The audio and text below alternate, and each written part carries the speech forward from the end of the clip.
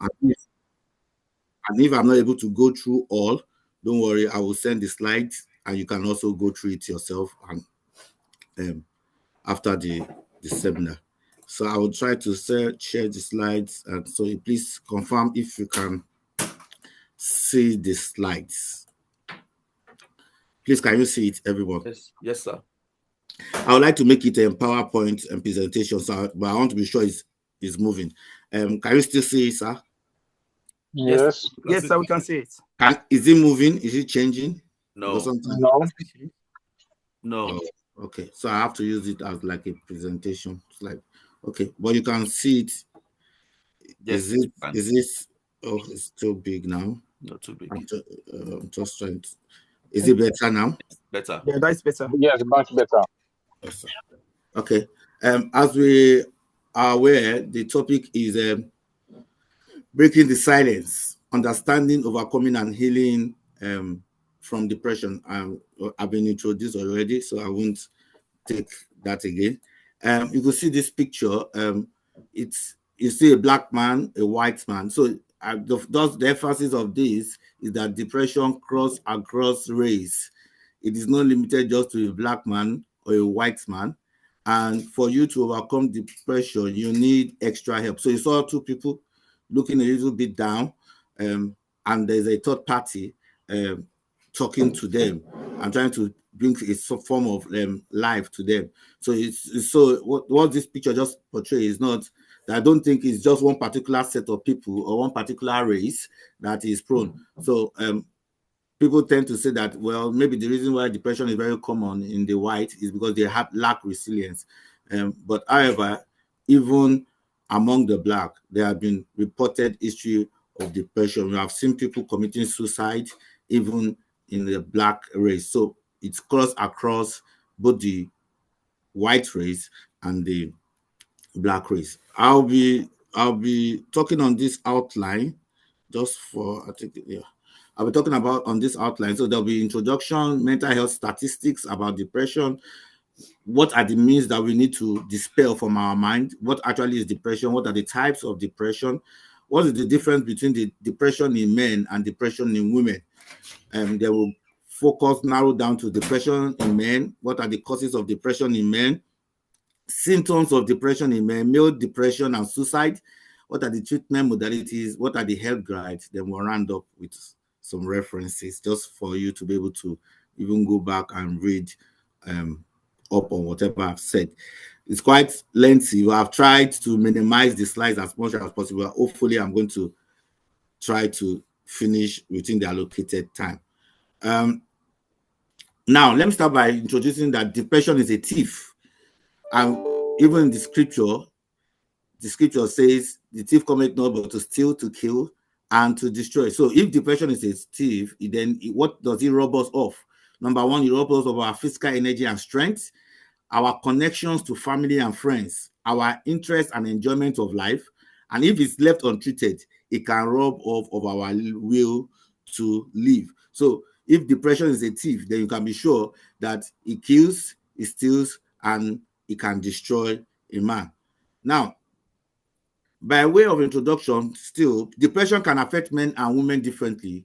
And when depression occurs in men, it's usually hidden by unhealthy coping mechanism. By implication, because of the peculiarities of men, which we will eventually see in these slides, people tend not to really relate that they are depressed.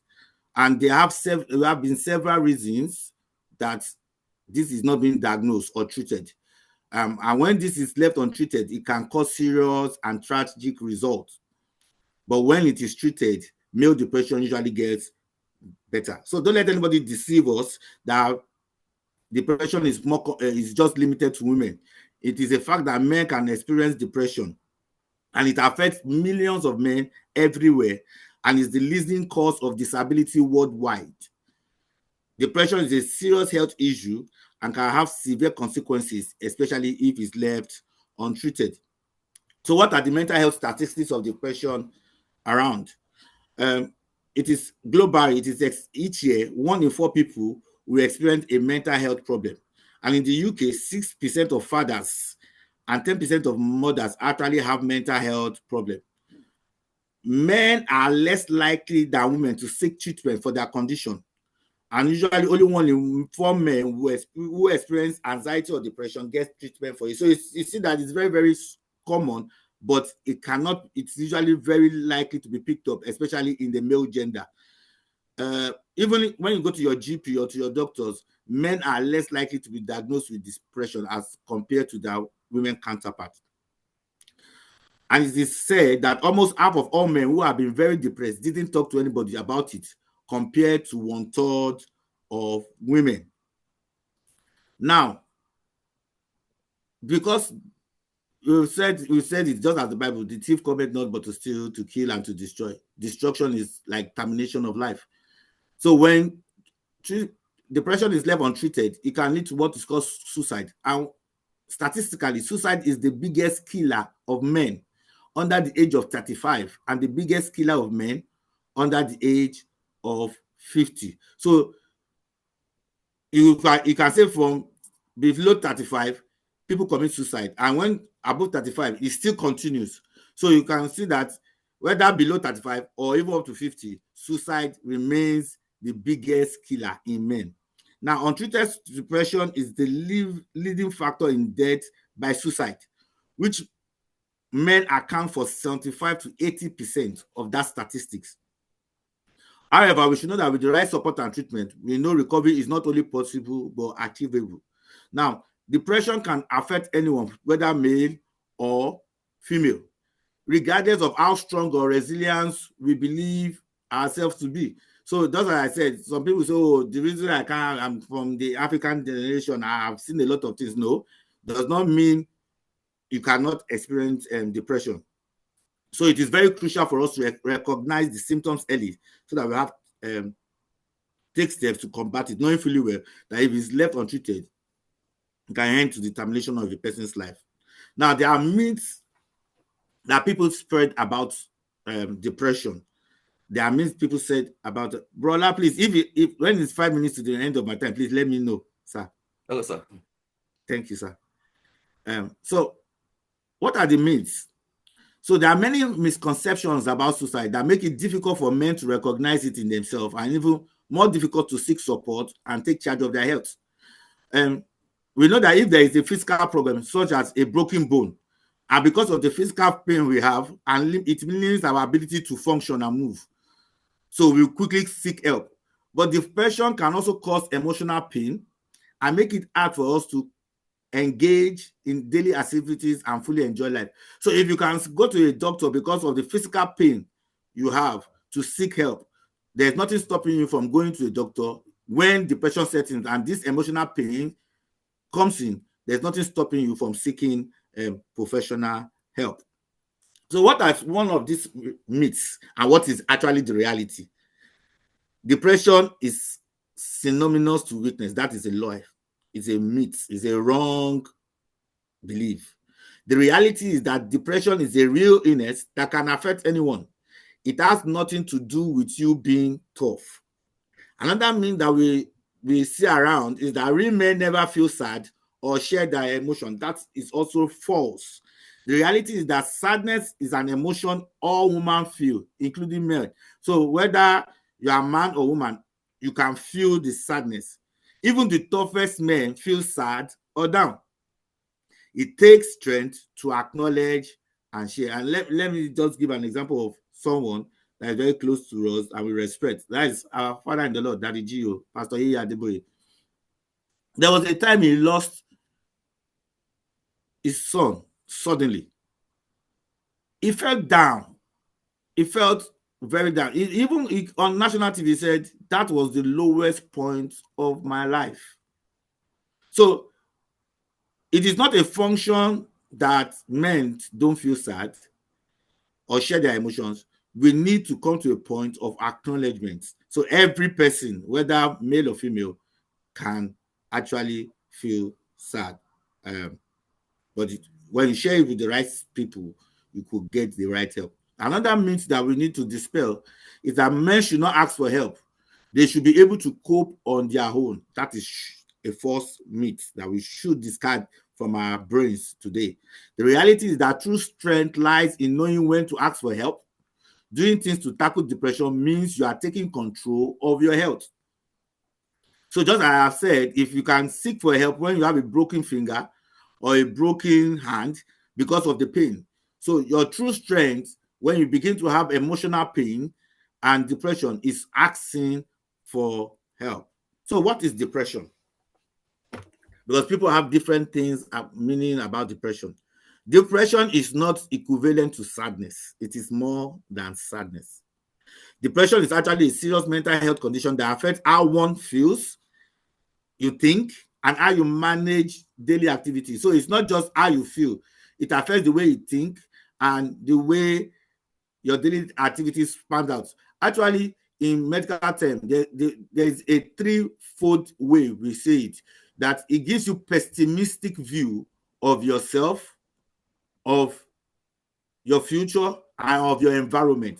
So you just don't see anything happening.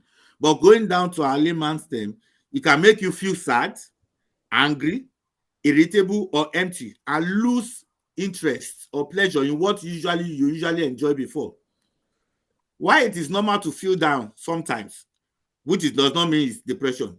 If this feeling persists for 2 weeks or more, one may be experiencing depression. So the yardstick is that if there is a continuous sadness for 2 weeks, or the way you think, you feel that the whole world is against you, or you have a bleak view of the world, of yourself, of people around you, and this is persistent for at least, so there is a duration and there is a symptom. So when you tie these two together, it must be at least 2 weeks or more, then the person may be most likely experiencing depression. But if it's something that maybe it's like 1 day, 2 days, maybe 5 days, you may not really say it's depression. But when it's already persistent for at least 2 weeks or more, or if it's severe enough to make the person, so it may be even shorter, but that is if it's severe enough to make the person begin to think of committing suicide, then you may say the person has depression.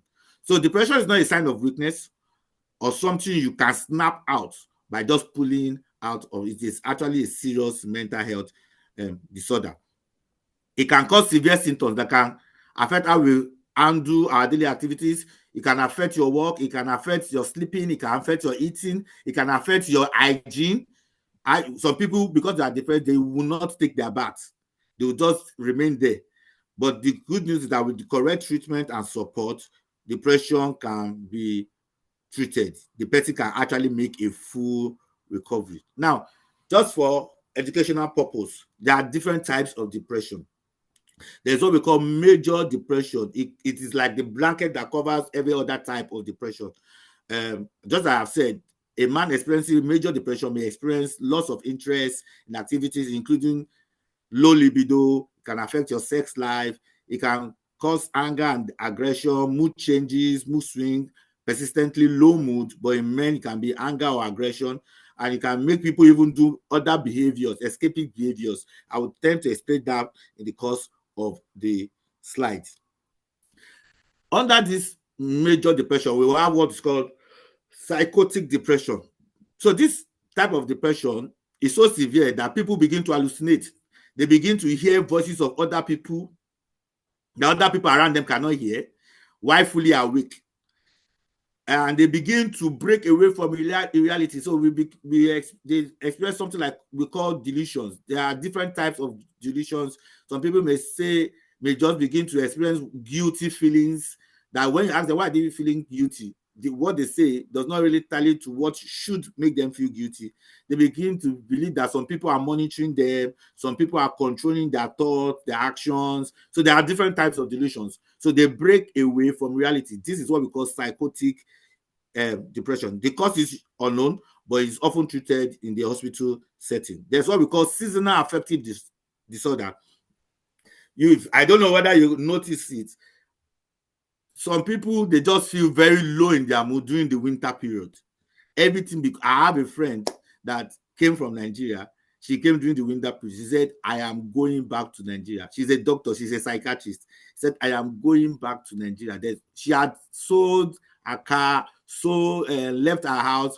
We say, wait, don't worry, you'll be fine. It's just a phase. It's just a winter period. And all those. They said, no, I'm going back.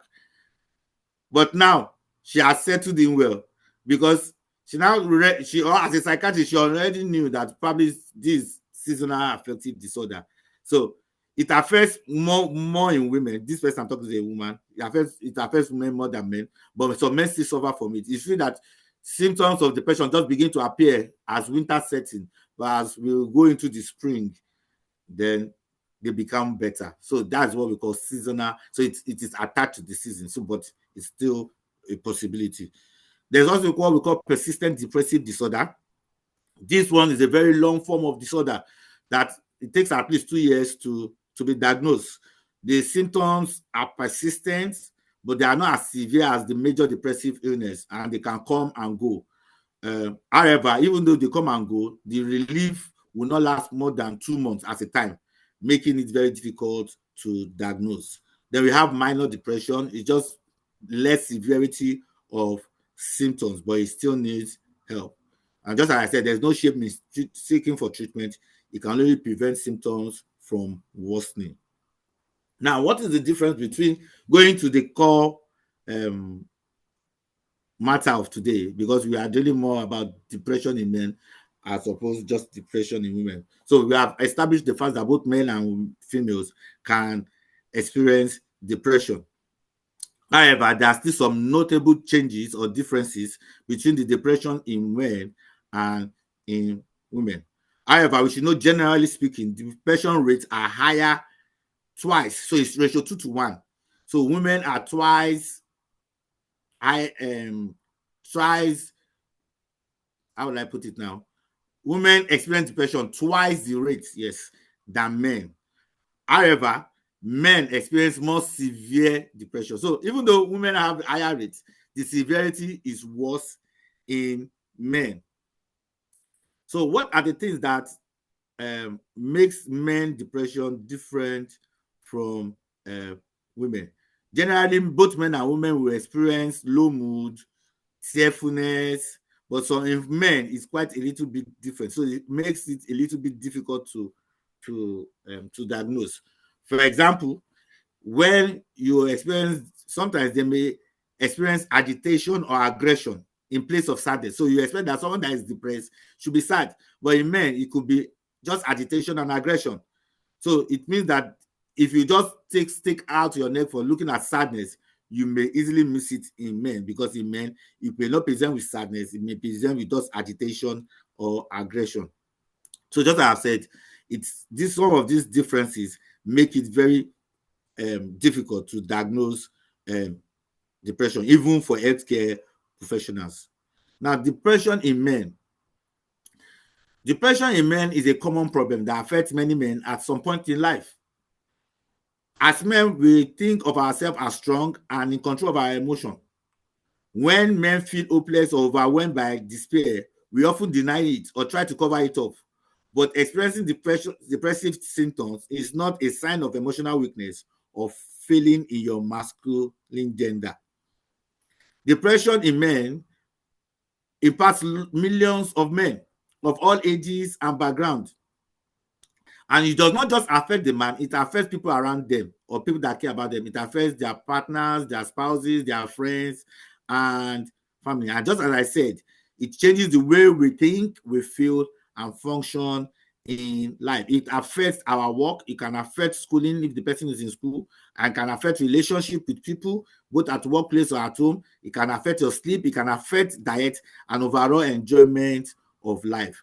And if severe, it can be intense and unrelenting. Just as I said, depression in men are often overlooked and not easily even diagnosed by mental health professionals, because men, one, find it difficult to talk about their feelings. What do? They intend to focus on physical symptoms that often accompany male depression. So sometimes the problem is not the pain, the problem is the mind. So there's one thing we call somatization in psychiatry, but we are not talking about that. So when emotional pain becomes physical symptoms, that is somatization. You begin to experience it as physical symptoms. But if you look at it, it's not that there's a problem. So if they go and do MRI, CT scan, yes, you will not see anything, because the pain is not actually at the back. The pain is the mind that is now manifesting like a physical pain. So in men, just like I said, what they usually see is some pain. They may experience back pain, headaches, difficulty in sleeping, or even sexual problem. This can be an underlying depression going on, and if it's untreated, it can lead to severe consequences. Why will men not easily be diagnosed? Is because they downplay symptoms. They don't want to admit to themselves or any other person that they are depressed. They believe it is not in the masculine capacity to express feelings and emotion related to depression. And so they've said we need to have what is called self-control. And so they usually cover things up. Number 3 reason is that men don't usually want to get mental health treatment.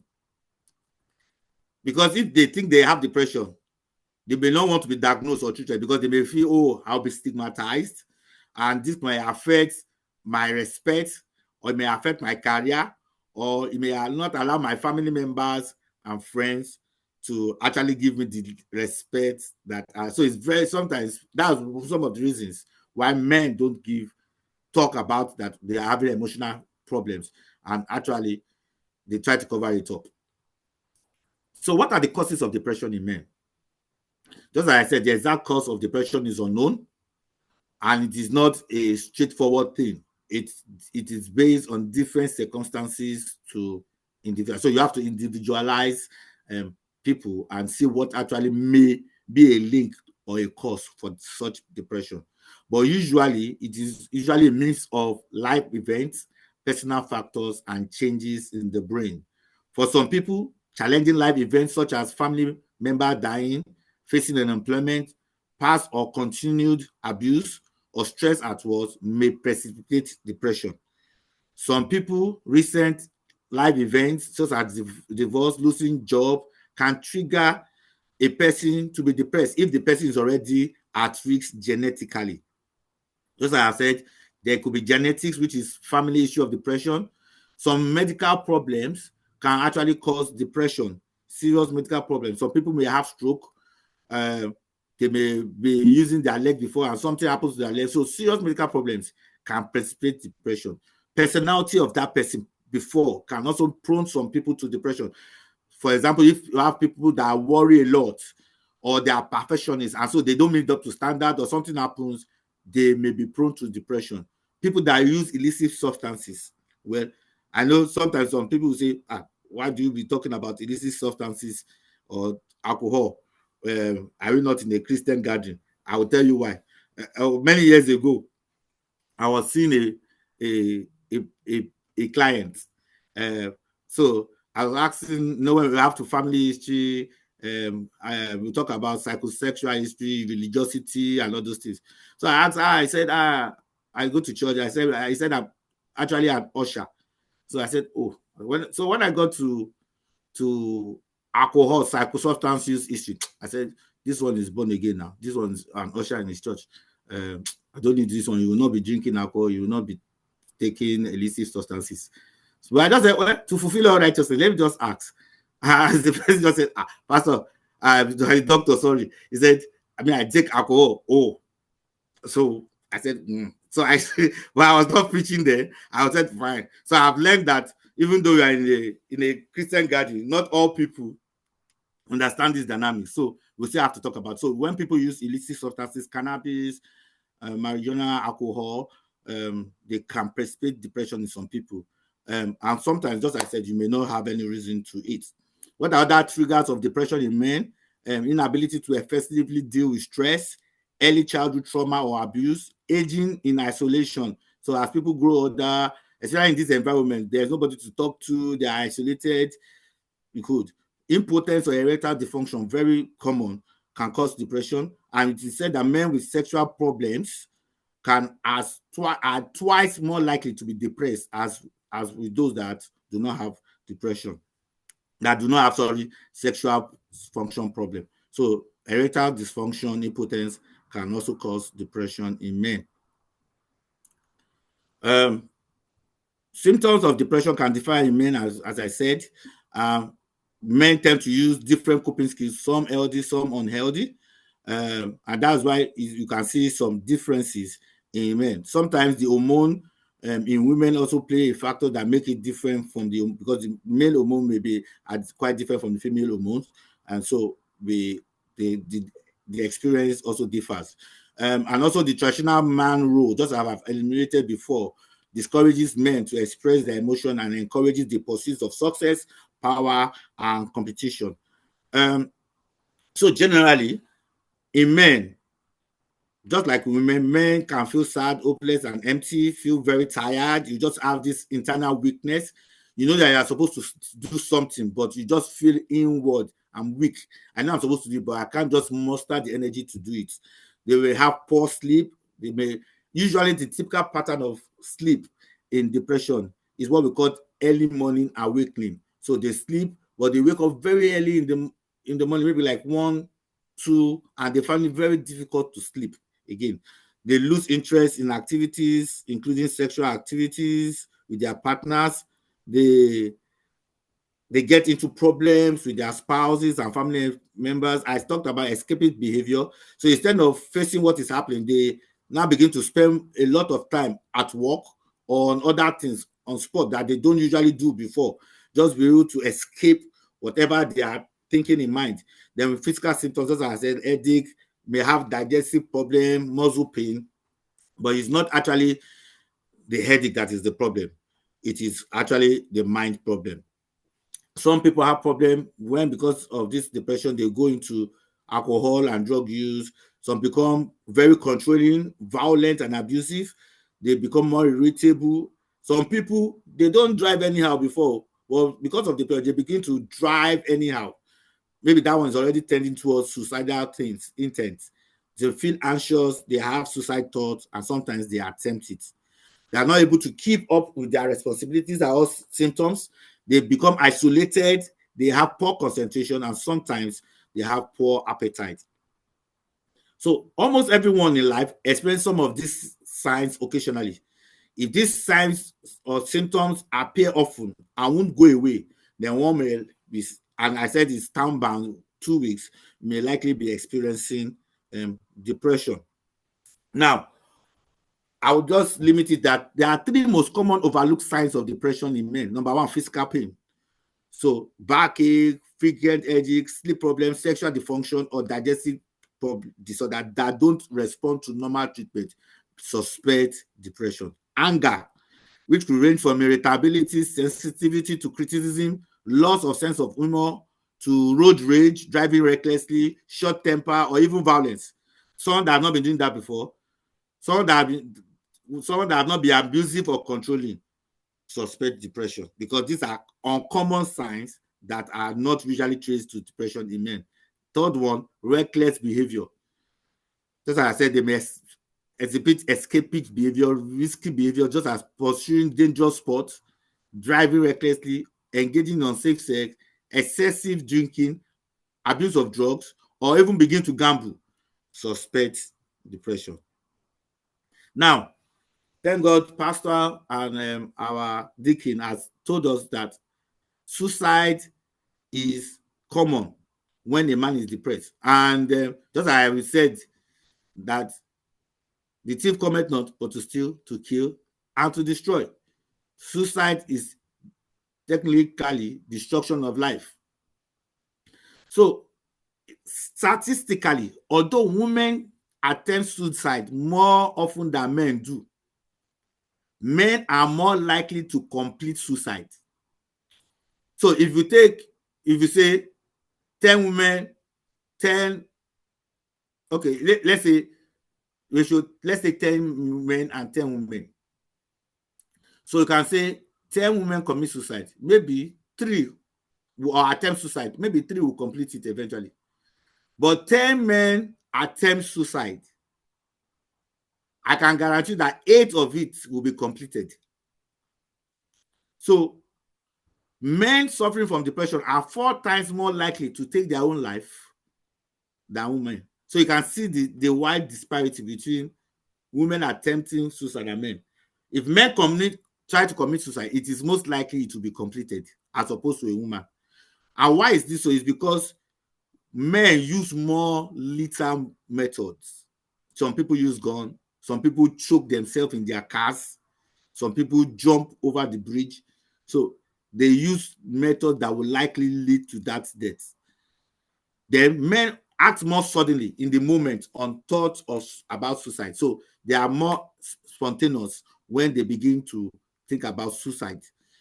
And because they show fewer warning signs, they will not talk about it. They will just see. And the person, and I was with this person yesterday. I had, and it was not me that saw the patient, but it happened where I was working in Nigeria. The man came for a clinic. He said, told the doctor, I'm fine, everything is fine. And in front of the hospital, jumped in front of trailer and died. He had just left the clinic and jumped in front of the trailer and died. You wonder, I just spoke to this person. What happened? You see, because they will not talk about the warning sign. So they are likely to complete it. And they are more likely to turn to drugs and alcohol to go, which increases the risk of suicide. So what is the treatment of depression in men? There are many types of treatment depending on the signs and symptoms and the severity of it. But the first thing is that you must also seek help. Speak to your doctor, speak to your GP, and tell them your concerns and let them build up a mental health treatment plan for you. But that is not just about it. There are usually often mixture of treatment that work best to treat depression. So we have medicine or medication, psychological treatment, and self-help, or what we call complementary therapies.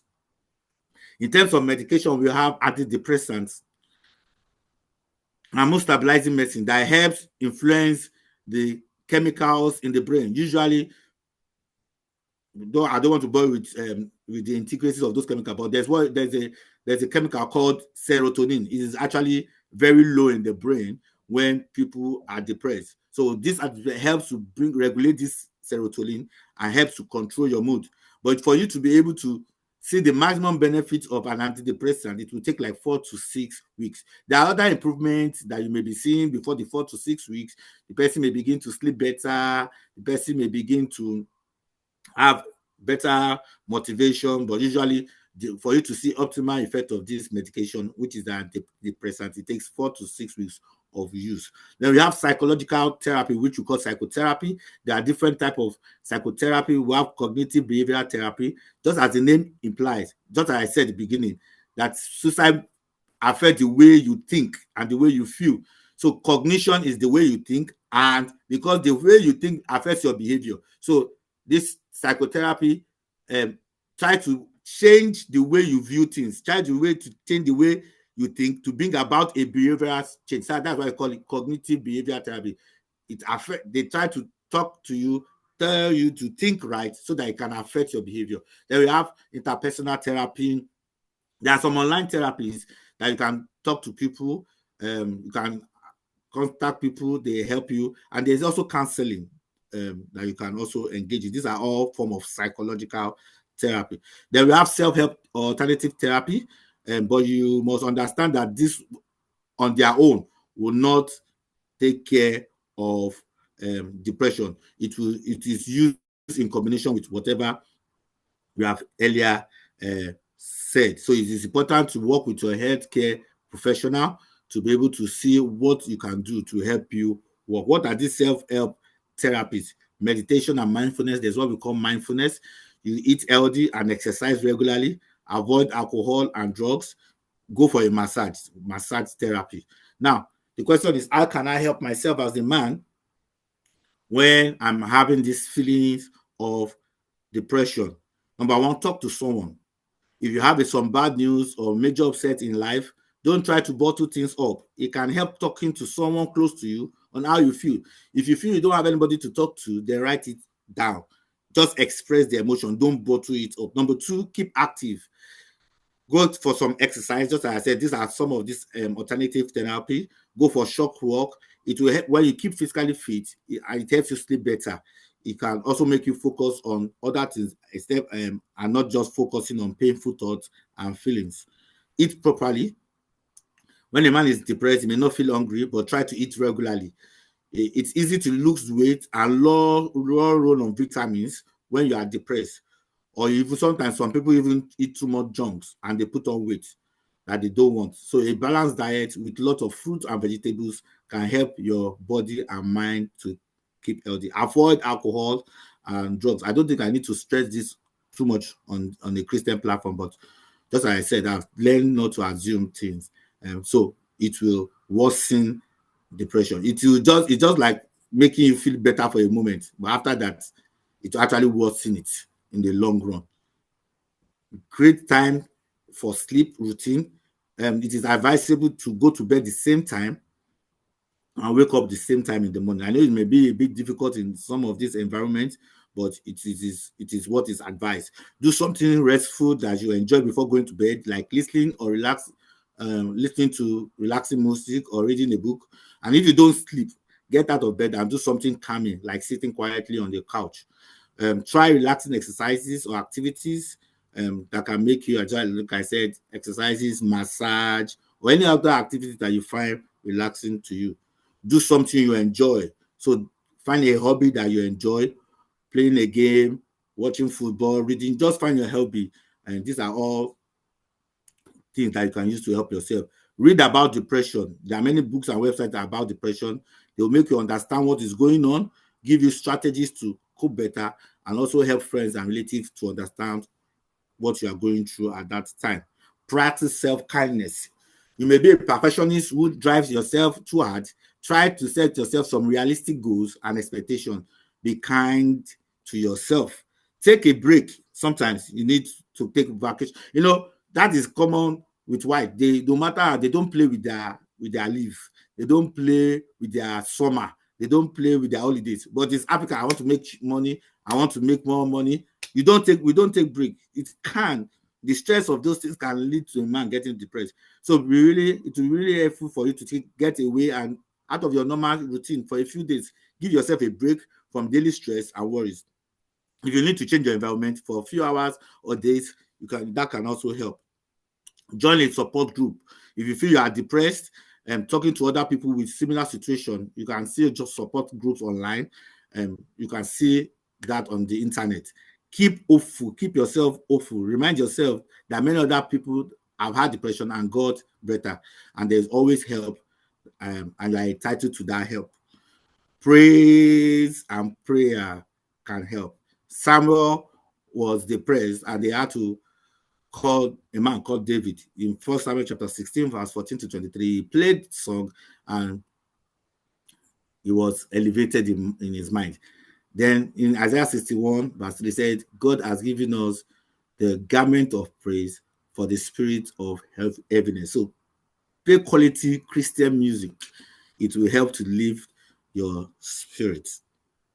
Now, after I've helped myself, it is not just helping myself. How can I help a man with depression? How many minutes do I have, Monsa? Rolla? 10 minutes, sir. Oh, fine. I'm about to round up. So if you think a male friend or family members may be experiencing depression, you can offer them help and support, because it usually takes someone close to that person to recognize the symptoms of depression in them. Because you find that many of people will not talk out. So it's someone that probably knows, so it can be a wife, a partner, or family members, to see that this person is actually expressing depression. So if you suspect that a family or a man is depressed, he may be ashamed, just as I said, to open up. So what should you do? Just as I said, many men don't experience the typical symptoms. So when you speak to them, avoid using the word depression, because to them it's like stigma. You can just try describing their behavior and say, it seems you have been very stressed. You're overly tired. This may help him to open. But you mainly use the word depression. The man will say, no, what do you mean? So you can use words like, it seems you are extremely stressed, overtired. What's happening to you? Then let the person know that some of this behavior has changed. Someone that is not driving recklessly before, someone that is not aggressive, is not irritable, suddenly just changed. You need to say, oh, I think your behavior has changed. Someone that is not having pains everywhere. Just, for example, you can say, you seem to get stomach pains before work. you have not played or watched football that you have loved for months, what really happened? Just try. Suggest to them a general checkup with the GP. It may be less resistant to seeing a GP than a mental health specialist at first. So the doctor can rule out medical causes of depression, then make a referral. Just don't tell the person to snap out of it. You are a man and you should know better, you should be strong. No. All you need to do is reassure the person, and with time and support, you will start to feel better. If the person is already prescribed medication, there is not it's not a sin to use medication or attending therapy. You just make sure that encourage the person to follow the prescription, and if the person has been prescribed therapy. You can invite the person for social activities. You can say, let's take a walk together. We said exercises can help improve mood. You can invite the person to lunch. But if the person refuses your invitation, just keep trying, because the person may not accept it at first time. Encourage the person to participate in activities that once gave the person pleasure, such as his hobbies, sports, or church activities. Don't push him to undertake too much very soon. It's just going to be a gradual process. Now, coming to suicide thoughts. Just like I said, men have suicide thoughts, and they tend to complete suicide 4 times than a woman. So what happens if a man begins to have suicide thoughts? What are the things the person should do? The person should reach out to people very close to the person or loved ones. You should talk out, even though it may be hard to talk about it. But one of the things that helps with suicide thoughts is when you talk to close people. You can talk to the minister, talk to the pastor, spiritual leader, or someone in the faith community. They'll be able to help you with spiritual guidance. You can call a suicide crisis center line. There are a lot online that will help with when someone says, I want to have. Thank God, I know in Nigeria, if you commit suicide, if you try to commit suicide and you do not commit it, they will take you to jail. But we are in an environment that when you say you have suicidal thoughts, they will see it as something very, very important. So please call suicide lines, hotlines. Then or please make an appointment with your doctor or any mental health professional. These are my references for whatever I've said today, and there are quite some references. And thank you for your attention.